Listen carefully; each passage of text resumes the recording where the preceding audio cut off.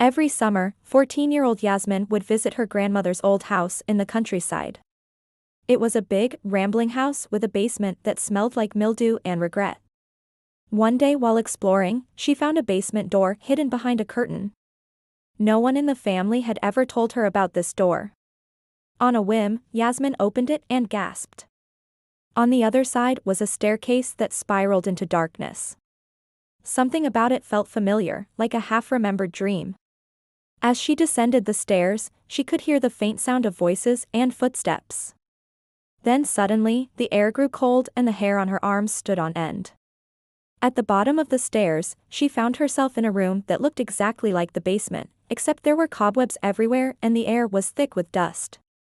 And then she noticed something even stranger. The people in the room seemed to recognize her, but they weren't acting like they knew her. They were acting like they knew someone else. Someone who looked exactly like her. "Who are you?" she whispered, her voice echoing in the vast emptiness. But before anyone could answer, the lights flickered and went out, plunging them into darkness. When they came back on, Yasmin saw a picture hanging on the wall.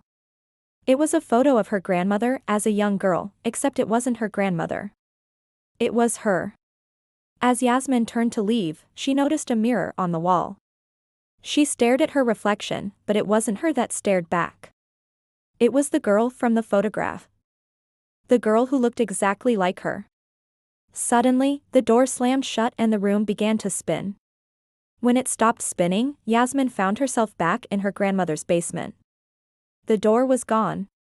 The whole room looked different now, like nothing had changed and nothing had happened. But Yasmin knew what she had seen. And when she told her family, they all acted like it was just another one of her wild stories. That is until her grandfather shook his head slowly and sadly and said, "You found the door, didn't you?" He took her hand and led her outside.